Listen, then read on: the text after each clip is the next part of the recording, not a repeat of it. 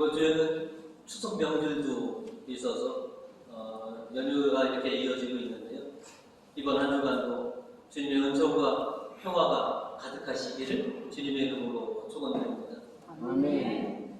오늘은 담대한 신앙 고백이라고 하는 제목으로 말씀을 나눠보자 합니다.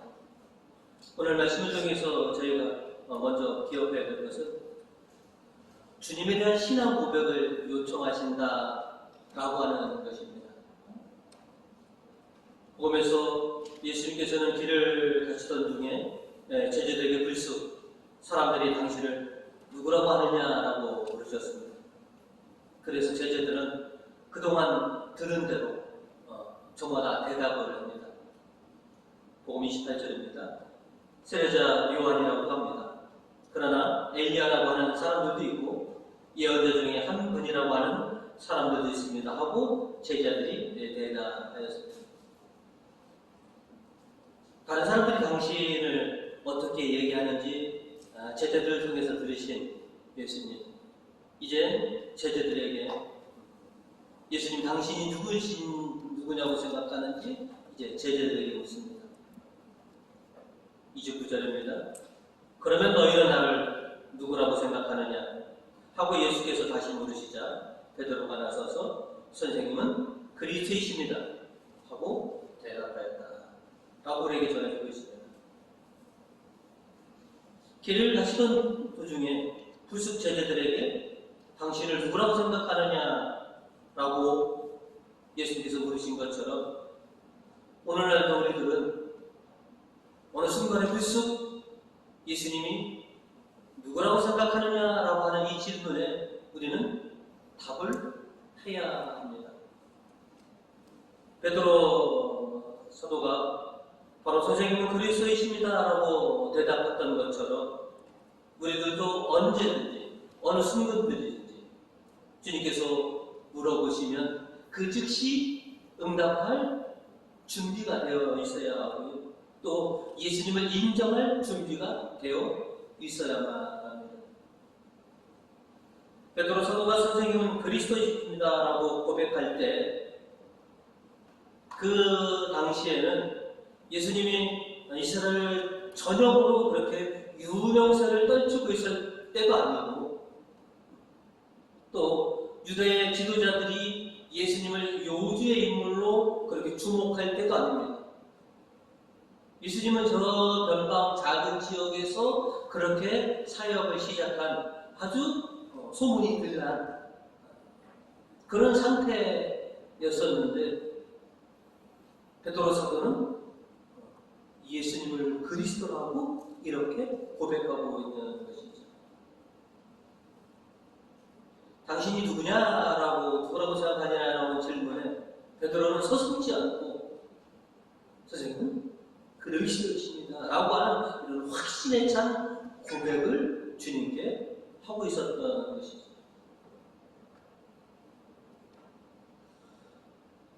오늘을 살아가는 우리들, 또 신앙을 가진 우리들, 너희는 나를 누구라고 생각하느냐라고 하는 이 중요한 질문에 우리는 반드시 답변을 해야 합니다.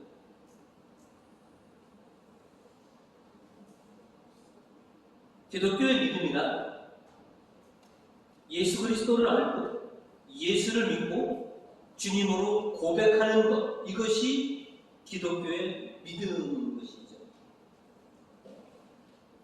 흔히들 예수님의 이름을 모르는 사람은 세상 그 어디에도 없을 것입니다.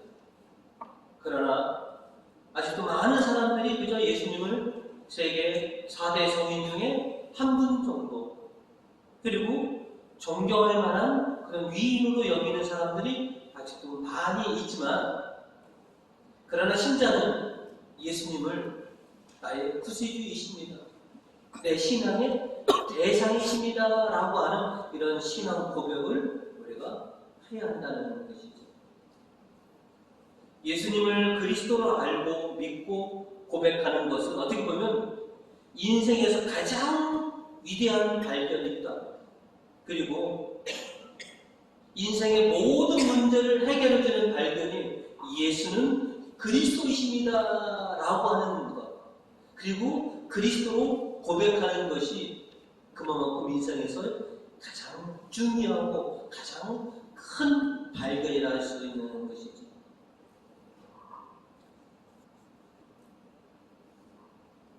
세상은 수시로 우리들에게 너에게 있어서 예수님은 누구야? 라고 물어볼 수 있습니다. 또 주님께서는 우리들에게 어느 순간에 너 수십 년 동안 신앙생활을 해봤는데 지금 너는 나를 누구라고 생각하느냐라고 이렇게 물으실 수 있습니다. 우리는 그 물음에 확실한 답변을, 확실한 대답을 해야 할 준비가 되어 있어야 하는 것이죠. 세상과 주님이 어느 때 물어보시더라도 주님은 나의 그리스도이십니다, 나의 하나님이십니다 라고 이렇게 고백하는 그런 믿음이 준비되어 있어야 한다는 것이죠. 주님은 바로 그거를 우리에게 요청하고 계십니다. 어느 순간이든지 예수님은 그리스도이십니다 라고 하는 베드로의 서대 고백처럼 여러분의 입에서도 주님은 그리스도이십니다 라고 하는 이런 고백을 들려드리는 우리 교우님들 되시기를 주님의 이름으로 축원드립니다. 아멘. 오늘 말씀을 통해서 저희가 두 번째로 기억해야 될 것은 주님은 우리에게 희생과 헌신을 요청하고 계신다라고 하는 것입니다. 예수님께서 베드로 사도의 이 담대한 신앙 고백을 들으신 뒤에 이제 당신이 고난 받으시겠다라고 하는 첫 번째 예고를 알려해 주십니다. 오늘 복음 31절로 그때 비로소 베드로 사도의 그 이 담대한 신앙 고백에 바로 이어서 예수께서는 사람의 아들이 반드시 많은 고난을 받고 원로들과 대사제들과 율법 가족들에게 버림을 받아 그들의 손에 죽었다가 사흘 만에 다시 살아나시게 될 것임을 제자들에게 가르쳐 주셨습니다. 당신의 순환의 여부는 베드로 사도의 담대한 신앙 고백이 있은 후에 알려주신 것이죠. 예수님의 공생애는 순탄치 않았습니다. 힘들고 어려운 고난의 길을 가져야만 해요. 그것을 알려드리는 것이죠. 베드로 사도의 이 담대한 신앙 고백을 들으신 후에 실은 내가 아버지를 위해서 희생하고 헌신해야 한다 라고 하는 것을 가르쳐 주시는 것이죠. 그리고 제자들과 군중들에게 34절로 이렇게 말씀하십니다. 예수께서 군중과 제자들을 한자리에 불러놓고 이렇게 말씀하십니다. 나를 따르려는 사람 누구든지 자기를 버리고 제 십자가를 지고 따라야 한다라고 말합니다. 예수님을 따르는 신자의 삶에는 주님과 교회를 위해서 희생하고 헌신해라라고 하는 요청을 우리가 받아들여야 하는 것이죠. 희생과 헌신 없이는 그 어떤 열매가 없다라고 하는 것을 우리가 잘 알고 있습니다. 제가 성경 공부할 때 주로 외치는 구호가 하나 있는데 No pace, no gain. 고통 없이 열매가 없다라고 하는 것. 희생과 헌신 없이는 그 어떤 열매도 거둬들일 수 없다라고 하는 것이죠. 가정에 부모님들의 희생과 헌신이 있었기에 가정이 지금껏 지켜져 왔습니다. 교회도 신자들의 희생과 헌신으로 오늘 이 교회가 존재하고 있다라고 하는 것이죠. 부모님의 희생과 헌신으로 가정이 지켜집니다. 신자들의 희생과 헌신으로 교회는 변화하고 성장해 왔습니다.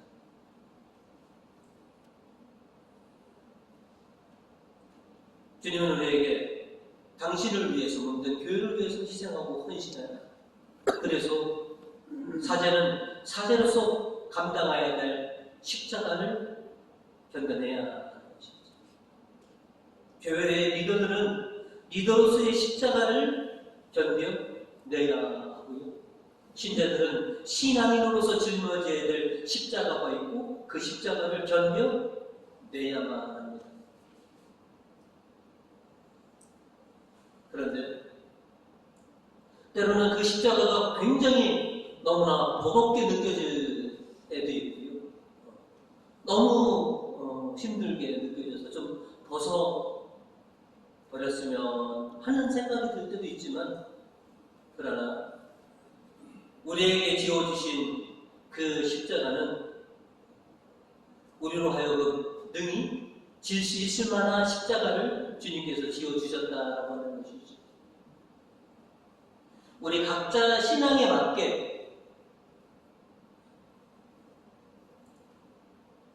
십자가를 지어주셨고, 또 그것도 무거울세라 당신의 성령을 통해서 힘을 주셔서 우리를 거두어 주시기도 합니다. 이런 과정 속에서 주님은 당신께서 세우신 이 교회를 위해서 우리로 하여금 희생하고 헌신하도록 그렇게 요청하고 있습니다. 예수님께서 희생하고 헌신하셔서 우리에게 구원을 가져다 주셨던 것처럼 예수 그리스도를 고백하는 저와 여러분도 주님과 교회를 위해서 희생하고 헌신함을 통해서 교회와 우리의 신앙의 변화와 성장을 아마 가져올 거다라고 하는 것이죠. 주님께서는 우리에게 요청하십니다. 나를 위해서, 또 이 교회를 위해서, 그리고 너의 가정을 위해서, 또 이 사회를 위해서 십자가를 져라. 나를 위해서 희생하고 헌신하는 그 십자가의 길을 내가 단단히 걸어가 주기를 그렇게 요청하고 계십니다. 지금껏 무거운 십자가를 지시고 희생하고 헌신해 오셨던 것처럼 앞으로도 주님을 위해서 희생하고 헌신하시는 우리 교우님들 되시기를 주님의 이름으로 축원드립니다. 오늘 말씀을 통해 저희가 세 번째로 기억할 것은 희생하고 헌신하기 위해서 용기를 갖고 담대하라라고 하는 것이죠. 저와 여러분은 예수 그리스도를 믿고 예수님을 따르려고 하는 그런 결심들을 우리가 했던 사람들입니다. 그리고 지금도 열심히 따르고 있습니다. 그러나 여러 가지 상황 속에서 때로는 이 십자가가 너무 버겁게 느껴질 때도 있고요. 좀 벗어버리고 싶다라고 하는 생각. 그리고 어떤 분들은 딴 마음을 좀 품으시고 아예 그냥 이 짐들을 벗어버리기도 합니다. 우리가 담대히 주님을 고백하고 주님을 따르기 위해서는 실은 용기와 담대함이 필요합니다. 오늘 1독서 이사야의 말씀은 고난받는 종으로 하여금 주님의 말씀을 통해서 용기와 담대함을 가져라 라고 하는 말씀을 전해주고 있습니다. 신앙에는 용기가 필요합니다. 믿음에는 담대함이 필요합니다. 그러나 그 용기와 담대함은 어디서 오느냐? 신자는 믿는 구석이 있거든요. 믿는 구석 없이 용기를 내고 담대하는 것은 어떻게 보면 그거는 객기라고 할 수도 있습니다. 용기와 객기는 다릅니다. 용기는 믿음의 어떤 근간, 용기의 근간이 있습니다. 믿는 구석이 있으니까 용기를 낼 수 있고 담대할 수 있는 것이죠. 아무런 근거 없이 그저 용기만 내는 것, 이건 뭐냐면 객기라고 하는 것이죠.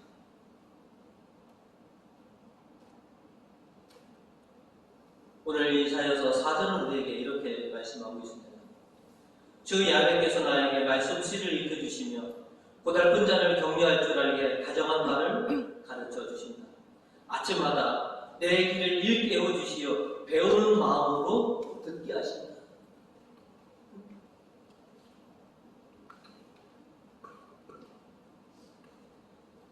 내가 이 세상을 살아가다가 딴 마음을 품거나 또 세상적인 생각을 가득할 때 주님께서는 아침마다 내 귀에 당신의 말씀을 통해서 나를 다시 일깨워 주십니다.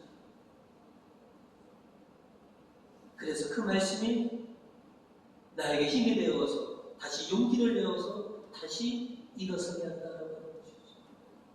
이어서 5절부터 이렇게 말씀하십니다.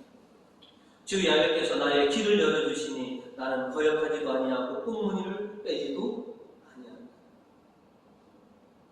주님의 말씀이 나에게 용기와 담대함을 주신다라고 하는 것이죠. 또 시편 1절은 이렇게 또 노래합니다. 주님은 나의 사랑, 나의 애원하는 소리를 들어주셨다. 내가 부르짖을 때마다 귀를 기울여 주셨다. 내가 어떤 상황이 있더라도 어떤 고통 속에 있어도 내가 주님께 간구하면 주님은 들어주십니다. 그러니 내가 아무리 힘들고 고단하고 아프더라도 그래서 나는 이 세상에 주저하지 않고 다시 일어나서 내 십자가를 지고 주님을 따라갑니다 하고 우리가 그렇게 고백할 수 있는 것이죠. 우리 교우님들 신앙생활 하다 보시면 어렵고 힘든 일들 참 부지기수로 만나십니다. 그 수많은 그런 시련들을 헤쳐가시면서 신앙생활을 해오셨는데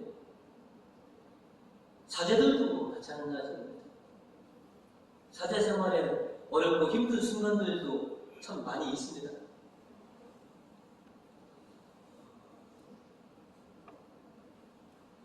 제가 사목 지금 이제 그제부터 26년이지만 사목한 교회는 굉장히 적습니다. 주로 이제 장기 사목을 해서 첫 번째 부임 뒤에서 9년 사목을 했고요. 그 다음에 전임 뒤에서 14년 사목을 해서 저는 주로 짧은 것보다는 길게 돌이켜보면 9년 사목생활 하는데 큰 파고가 3년 주기로 한 번씩 왔던 것 같습니다. 그리고 14년 사목 중에도 보면 전 이상하게 보면 3년 주기로 큰 파고들이 한 번씩 왔었던 것 같습니다. 그렇게 어렵고 힘들 때 사제들도 유혹에 빠집니다. 지극히 세상적이고 인간적인 마음을 품기도 합니다. 이 상황을 주님의 도우심으로 주님의 뜻대로 헤쳐나가기보다는 좀 쉬운 방법이 뭐가 없을까? 그게 저에게는 세상적이고 인간적인 방법들을 눈에 띄는 것. 이게 좀 쉽더라고요.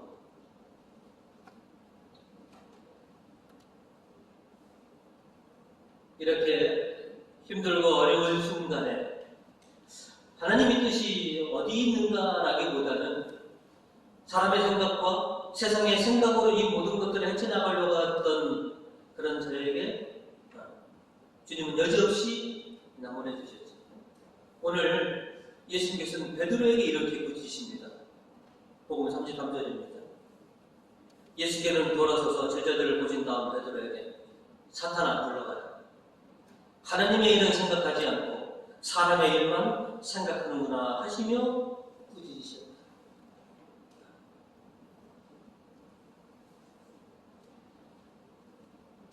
힘들고 어려운 순간이 보면 사제들도 지극히 인간적이고 세상적인 그런 유혹 앞에 놓여 있습니다. 그럴 때마다 주님은 이렇게 외칩니다. 내가 하나님 생각을 않고 하나님 방식이 아닌 신앙의 방식이 아닌 지극히 인간적이고 세상적인 마음과 생각을 내가 품었구나. 속된 말로 교회가 여기 한 곳인가? 다른 데로 갈 수도 있지 않는가? 이런 유혹들 좀 피해가면 좋으련만 하는 그런 생각들, 그런 어려움들이 오기도 합니다. 그때 주님께서 당신의 말씀으로 부지지셔서 다시 정신 차리게 해주시고 용기를 갖고 담대하게 주님의 일을 하도록 하신 것이 바로 하나님의 일이십니다. 제가 성경 공부를 좋아하는 이유가 있습니다. 제가 가르치려면, 성경 공부를 인도하려면 제가 무장이 되어야 되지 않습니까? 그래서 저는 부모님들에게 저를 위해서 성경 공부 같이 하자고, 성경 말씀을 통해서 또 성경 공부 인도하면서 용기와 담대함을 얻었습니다. 그리고 저희 본당에서 교회 도서관에 이렇게 마련을 하지 않습니까? 사전에 힘들 때 어떤 위기 순간에 신앙의 서적들로 인해서 힘과 용기를 얻었기 때문에 우리 교우님들도 그렇게 신앙의 서적들을 통해서 용기와 담대함을 좀 얻으시더라고. 그렇게 저는 권장해 드린 것이죠. 그리고 말씀으로도 힘을 잘 못 낼 때, 용기가 안 날 때, 마음을 다시 추스르지 못했을 때, 그때 제 귀에 들려왔던 찬양들이 있었습니다. 맨 처음 시련 때, 힘들 때 제가 불렀던 찬양이 할 수 있다 하시니는, 여러분 옛날 찬양이죠. 할 수 있다 하시니는 나의 능력 주 하나님. 그리고 할 수 있다 하시니, 할 수 있다 하시니. 그래서 첫 번째 유혹을 넘겼습니다. 다음 터보고 왔을 때는 이 찬양 한 개로도 못 넘겠더라고요. 그때 또 주님께서 들려주신 게 왜라고 하는 찬양입니다. 왜 아파하느냐, 왜 걱정하느냐라고 하는 찬양이, 그래서 저로 하여금 또 두 번째 유혹을 또 넘기게 해줍니다. 세 번째 방구 왔을 때는 이 두 찬양 갖고도 안 되는데, 그때 들려주신 찬양이 주님 손잡고 일어서세요라고 하는 찬양입니다. 여러분 따라하시면 왜 나만 겪는 고난이냐고 불평하지 마세요 라고 하는 찬양. 고난의 뒤편에 있는 주님이 주신 축복 미리 보면서 감사하세요.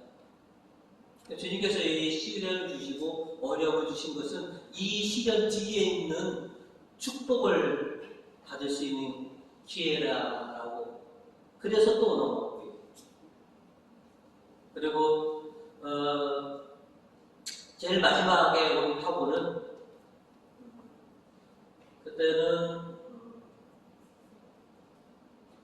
날 세우시네라고 하는 찬양. 지금 제 핸드폰 벨소리로 제가 갖고 다니는 거고 지금도 듣고 있는 겁니다. 지금 뭐 시련이 어려워서가 아니라 또 마지막에 좋아서 저 사랑에 날 세우시네라고 하는 것. 이렇게 제가 인간적이고 세상적인 마음이 생길 때 다시 주님의 종으로서 주님과 교회를 위해서 희생하고 헌신하도록 용기 주고 담대함을 주었던 찬양과 성경 말씀들 책들이 저로 하여금 오늘 제가 26년 동안 성직의 길을 갈 수 있게 펴줬던 그런 방법들입니다. 하나님 참으로 다양한 방법으로 당신의 자녀들에게 힘과 용기와 담대함을 주시더라는 것이죠. 그리고 너무너무 힘들 때는 걱정하지 마, 내가 내 옆에 있잖아 라고 용기와 담대함을 주시더라라고 하는 것이죠. 그래서 지금도 부족하지만 제가 감당해야 될 십자가를 지고 주님과 교회를 위해서 희생하고 헌신하자라고 지금 살아가고 있습니다. 웬만하면 불평하지 말아요. 힘들다고 하지 말아요. 누가 기분이 힘드시죠? 라고 물어보면 예라고 대답한 적은 단 한 번도 없습니다. 아니요, 저는 괜찮습니다. 좋습니다. 저는 말이 씨가 된다는 말을 믿거든요. 말대로 될 것이다. 내가 괜찮다 하면 괜찮아질 것이고 좋습니다 하면 좋아질 거다.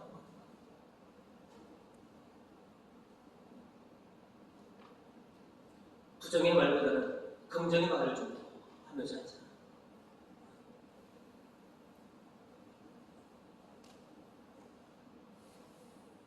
그러다 보니까 조금씩 변화도 생기고 힘도 되고, 그래서 지금은 웬만한 타격으로는 타격감이 없습니다. 우리 교님들도 보시면 웬만한 시련으로는 여러분은 깜빡하지 않으실 것입니다.